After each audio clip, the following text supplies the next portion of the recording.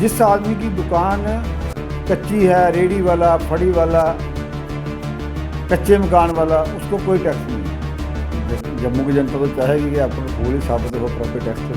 Tax already कई सारे tax पहले भी दिए जाते हैं। रोड टैक्स की बात करें, टोल प्लाजा पे हम टैक्स देते हैं, हर एक चीज़ पे छोटी छोटी चीज़ें लेते हैं, उस पर हम टैक्स लेते हैं। लेकिन अब प्रॉपर्टी टैक्स लगाया जा रहा है। क्या आने वाले दिनों में प्रॉपर्टी टैक्स के अलावा और कोई भी टैक्स बोझ जनता पर बोझ थोपा जाएगा? क्या आपको लगता है कि जम्मू कश्मीर की जनता के पास इतना पैसा आ चुका है, उनके पास इतनी जॉब्स आ चुकी हैं कि वो अब सक्षम हो चुके हैं कि प्रॉपर्टी टैक्स देने को तैयार है?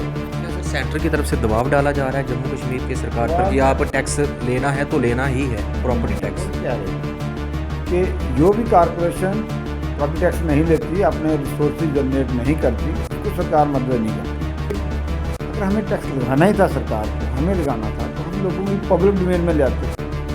हम जो स्टेक होल्डर हैं उनसे बात करते, बार एसोसिएशन से बात करते, हम चैम्बर ऑफ कॉमर्स से बात करते, हम जो शॉपकीपर एसोसिएशन के प्रेसिडेंट हैं उनसे बात करते, महिला वेलफेयर कमेटी में चर्चा करते। सभी में हमने अगर अप्सरा रोड की, अप्सरा मार्केट की रोड बनानी है तो अप्सरा मार्केट के दुकानदारों से बात कर लीजिए।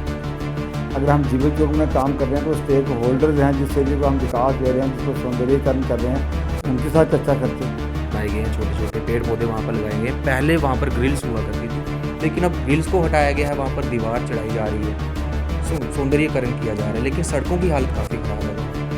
जम्मू की जनता तो चाहेगी कि आप पूरी साबित हो प्रॉपर्टी टैक्स तो कि जो भी कारपोरेशन प्रॉपर्टी टैक्स नहीं लेती, अपने रिसोर्सेज जनरेट नहीं करती, उसको सरकार मदद नहीं करती। इसी के आगे पीछे ऊपर नीचे रहता है। सेंटर की तरफ से दबाव डाला जा रहा है जम्मू कश्मीर की सरकार पर कि आप टैक्स लेना है तो लेना ही है प्रॉपर्टी टैक्स। जम्मू कश्मीर में अब एक असमंजस की स्थिति बनी हुई है। जिस तरह से सरकार ने एक नया ऑर्डर लाया है, नोटिस जो है निकाला हुआ है, जिस तरह से कहा जा रहा है कि अब 1 अप्रैल से जो है जम्मू कश्मीर में प्रॉपर्टी टैक्स लगाया जाएगा।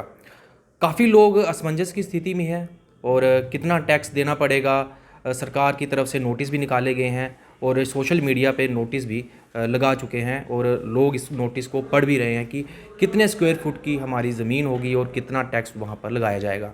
तो इसी के मुद्दे पर हम बात करेंगे, और भी कई सारे मुद्दे होंगे। हमारे साथ हैं डिप्टी मेयर बलदेव सिंह बलोरिया जी, हमारे साथ हैं, इनसे हम बात करेंगे। सर, 1 अप्रैल से अब प्रॉपर्टी टैक्स लगाया जाएगा। 1 अप्रैल है और उस दिन अप्रैल फूल भी कई लोग मनाते हैं। तो क्या लगता है कि अब जम्मू कश्मीर की जनता अप्रैल फूल की तरह कुछ इस तरह का नया प्रॉपर्टी टैक्स लगाया जा रहा है, क्या कहना चाहेंगे? जम्मू की जनता तो चाहेगी कि अप्रैल फूल ही साबित हो प्रॉपर्टी टैक्स तो ठीक है जी, वो तो करेंगे। बट मैं आपको बताऊं कि जम्मू मुस्लिम कॉरपोरेशन ने आज तक टैक्स नहीं लगाया, नहीं लिया। पहले भी सरकार से बार बार ऐसे आग्रह होते रहते थे, कॉरपोरेशन को वो नोटिफिकेशन करता था कि आप लोग प्रॉपर्टी टैक्स शुरू करो, प्रॉपर्टी टैक्स लो। कॉरपोरेशन का रहता है कि कोई कॉरपोरेशन जो भी होगी, चाहे कॉरपोरेशन है, चाहे म्यूनसिपैलिटी है, ये ऑटोनमस बॉडीज़ होती हैं। इनको अपना रिसोर्सेज जनरेट करने होते हैं और अपनी मर्ज़ी से एक टाइप की गवर्नमेंट ही होती है। तो अपनी मर्ज़ी से इन्होंने अपने सारे काम करने होते हैं, किसकी गली बनानी, किसकी नाली बनानी, क्या काम करना, कौन सा प्रोजेक्ट लाना, क्या करना, तो होता है।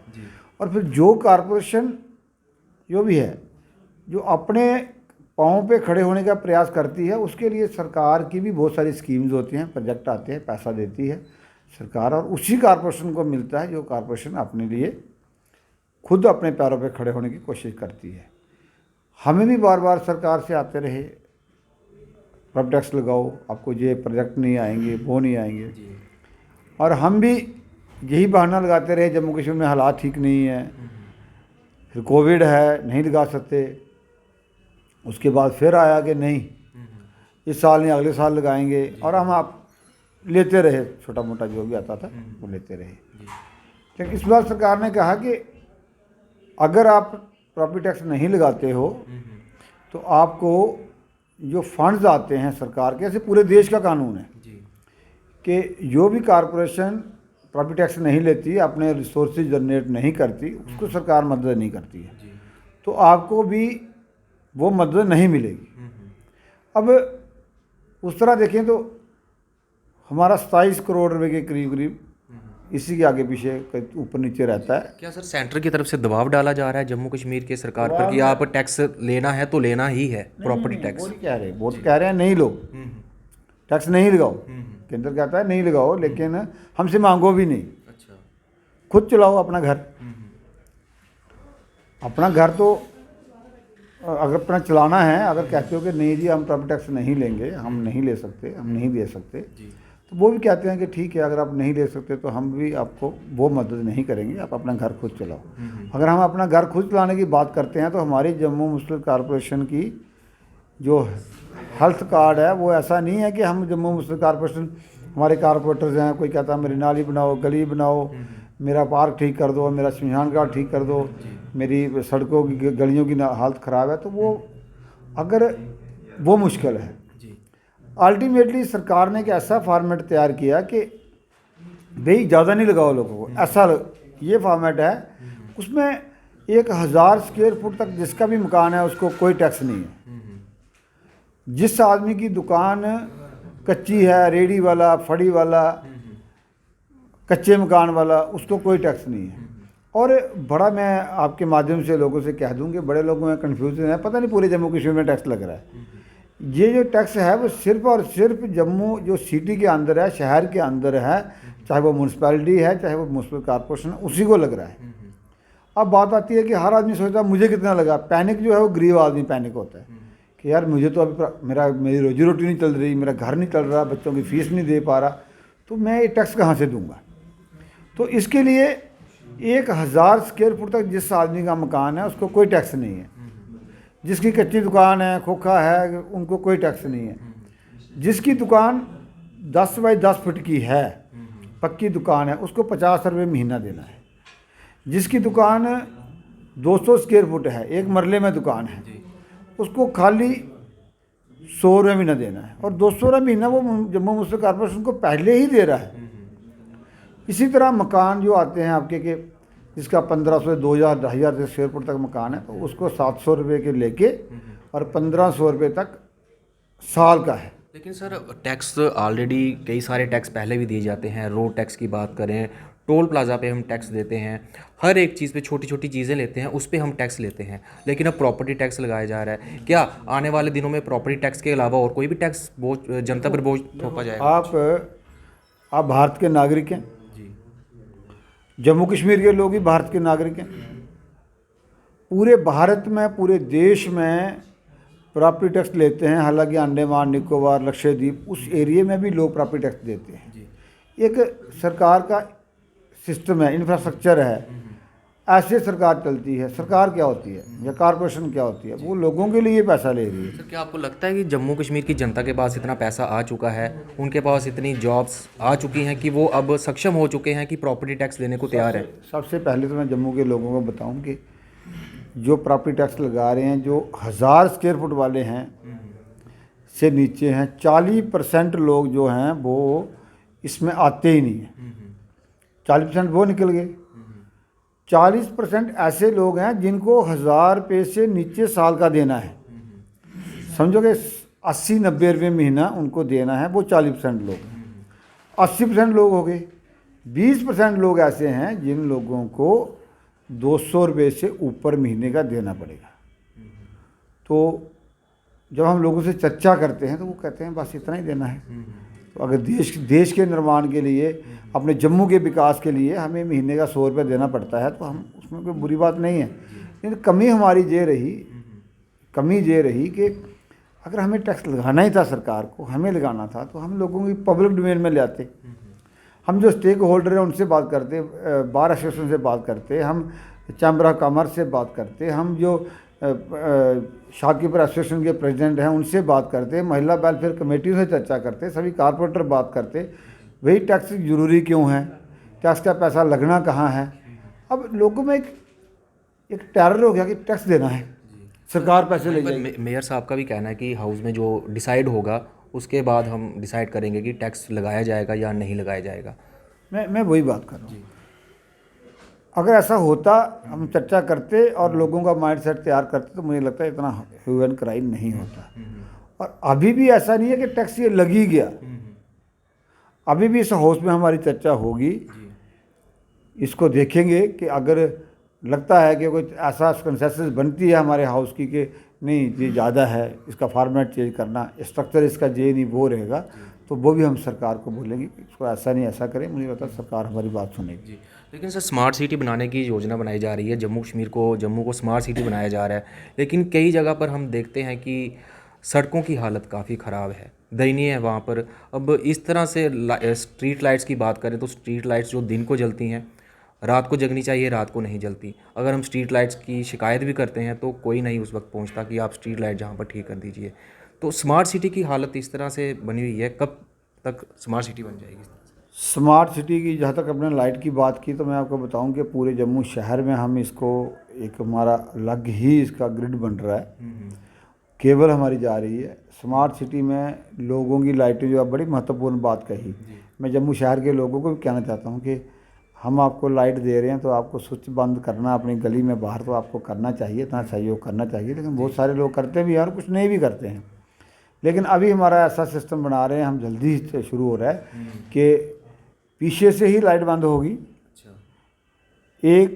किसी घर को लाइट बंद नहीं करना पड़ेगी, ऑन नहीं करना पड़ेगी। हमारा एक ग्रिड है पीछे, वहाँ से हम सिस्टम चला रहे हैं, वहाँ से खुद लाइटें बंद होंगी, खुद चलेंगी। इससे लाइटों का जो रिपेयर मेंटेनेंस का काम है वो भी ठीक होगा। आप देखेंगे तो मैंने देखा कि 90% लाइटें इसलिए ख़राब होती है, किसी का बेड स्विच ख़राब है, किसी की तार हिल गई है, किसी की वो प्रॉब्लम है, तो वो चीज़ें ख़त्म हो जाएंगी। ये इसका जल्दी हल होने वाला है। रही बात आप स्मार्ट सिटी की बात कर रहे हो कि स्मार्ट सिटी कब तक काम ख़त्म हो जाएगा, तो स्मार्ट सिटी के हमारे अभी तो 60% प्रोजेक्ट जो हैं वो ऑन ग्राउंड हैं या कंप्लीट होने वाले हैं, 40% अभी चल रहे हैं, कुछ और भी होने वाले हैं। लेकिन ऐसी बात नहीं है, स्मार्ट सिटी में हमारे बहुत सारे काम हो रहे हैं। वहीं पर सर जीवल की बात करें तो जीवल में जिस तरह से पार्क बनाए गए हैं, छोटे छोटे पेड़ पौधे वहाँ पर लगाए गए हैं। पहले वहाँ पर ग्रिल्स हुआ करती थी, लेकिन अब ग्रिल्स को हटाया गया है, वहाँ पर दीवार चढ़ाई जा रही है, सौंदर्यीकरण किया जा रहा है। लेकिन सड़कों की हालत काफ़ी ख़राब है वहाँ पर। अगर वही ग्रिल रहने देते, जो बेरोज़गार युवक हैं, गरीब लोग हैं, उसका पैसा उनको दिया जाता, तो क्या आपको लगता था सही था या नहीं सही था? देखो, एक ऑलरेडी वहाँ पर ग्रिल्स लगी हुई थी, उनको फिर दीवार चढ़ाई गई। मैं आपको बताऊंगी जो स्मार्ट सिटी बना ना हमारा, धन्यवाद करते हैं नरेंद्र भाई मोदी जी का कि उन्होंने जम्मू शहर को, कश्मीर शहर को बाकी 2 स्मार्ट सिटी दिए हमें। स्मार्ट सिटी 100 जो स्मार्ट सिटी थे उनका CEO जम्मू मुस्लिम कॉरपोरेशन का 99 का जम्मू मुस्लिम कॉरपोरेशन का कमिश्नर होता था। लेकिन जम्मू शहर एक ऐसा शहर था, इसका CEO जो था वो DC जम्मू था। एजुकेशन एजेंसी जो थी वो जम्मू मुस्लिम कॉरपोरेशन थी। जब इसका स्मार्ट सिटी का प्लान बनाया गया, इस प्लान को बहुत बड़ा मुझे लगता था कि इन लोगों को बनाने से पहले जो स्टेक होल्डर्स हैं, एक लैक रहा है बहुत बड़ा। इन्होंने तो अपना प्लान बना के भेज दिया, उधर से स्मार्ट सिटी आ गया, बट उनको देखना चाहिए था कि स्मार्ट सिटी में हमने अगर अप्सरा रोड की, अप्सरा मार्केट की रोड बनानी है तो अप्सरा मार्केट के दुकानदारों से बात कर ली जाए। अगर हम जीवल चौक में काम कर रहे हैं तो स्टेक होल्डर्स हैं, जिस एरिया को हम विकास दे रहे हैं, जिसको सौंदर्यीकरण कर रहे हैं, तो उनके साथ चर्चा करते। अगर उन ऐसे ही सभी जगह लोगों के साथ, स्टेक होल्डर के साथ बात करके हम उसको चर्चा करके उसको प्लान इम्प्लीमेंट करते तो लोगों का सहयोग मिलता और उसका पैसा भी सही यूटिलाइज होता। वो बहुत बड़ी कमी रही है। अब जाके कहीं साल पहले हमारा स्मार्ट सिटी का CEO जो है वो जम्मू मुस्लिम कॉरपोरेशन का कमिश्नर आया है। अब बहुत सारे प्रोजेक्ट ऐसे हैं जो पहले ही तय हैं कि ये होना है। कुछ चीज़ें हैं, लैक से हैं, थोड़े नहीं बहुत हैं, वो हमने भी देखा है, लेकिन फिर भी हम मॉनिटर कर रहे हैं कि जल्दी से जल्दी स्मार्ट सिटी का काम खत्म हो, जम्मू को अच्छा साफ़ सुथरा शहर। सर मुबारक मंडी में काफ़ी सालों से काम चल रहा है, 20-25 साल हो गए हैं लगभग। तवी रिवर फ्रंट की बात करें तो तवी रिवर फ्रंट का भी अभी तक काम चल रहा है, क्यों नहीं अभी तक पूरा हो सका? ये मुबारक मंडी का काम जो है वो तो फाइनल स्टेज पे है। हमने पीछे मीटिंग की थी अभी 8-10 दिन पहले स्मार्ट सिटी की, उन्होंने कहा है कि इसको जल्दी फाइनल टच दे रहे हैं, मुबारक मंडी का काम ख़त्म होने वाला है।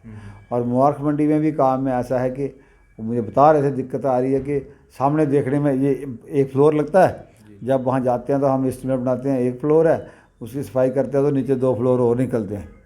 तो इस ढंग से थोड़ी दिक्कतें आ रही थी, लेकिन लास्ट पे अल्टीमेटली वो काम ख़त्म होने पे है। जहाँ तक स्मार्ट सिटी की, इसकी तवी रिवर फ्रंट और आर्टिफिशियल लेक की बात है, जम्मू के लोगों का बहुत बड़ा सपना था कि एक जम्मू को कब मिलेगी। पुरानी सरकार जो थी 2008-9 की बात मैं करूँ तो उन्होंने तो वो पिलर तो खड़े कर दिए, लोगों को दिखाने के लिए हम बना रहे हैं, बट उसके लिए कुछ किया नहीं, लाखों रुपये लगा दिया वहाँ पे। लेकिन जब से हमारी सरकार आई है और ख़ासकर हमारी कारपोरेशन ने बड़ी तेज़ी से हमने काम किया है, ऐसी कंपनी को काम दिया है, उसने हमें बोला है कि हमारा 2024 से 2023 से पहले हम आपको एंडिंग तक प्रयास करेंगे कि आपको तवी रिवर फ्रंट और जो लेक है आर्टिफिशियल लेक है ये देंगे। मुझे लगता है ये बहुत बड़ा हमारे एडवांटेज होगा जम्मू के लिए। बहुत बहुत शुक्रिया सर हमसे बात करने के लिए। तो ये थे हमारे साथ बलदेव सिंह बिलोरिया जी, डिप्टी मेयर, जो हमसे बात कर रहे थे। तो अब देखना ये है कि कब जो है जम्मू है जल्द से जल्द स्मार्ट सिटी बन पाती है। कई सारे ऐसे प्रोजेक्ट हैं वो जो में काफ़ी देरी हो रही है और उन प्रोजेक्ट को जल्द से जल्द कब पूरा किया जाता है। तो इस तरह से बने रहें मेरे साथ और देखते रहें न्यूज़ इन मिरर।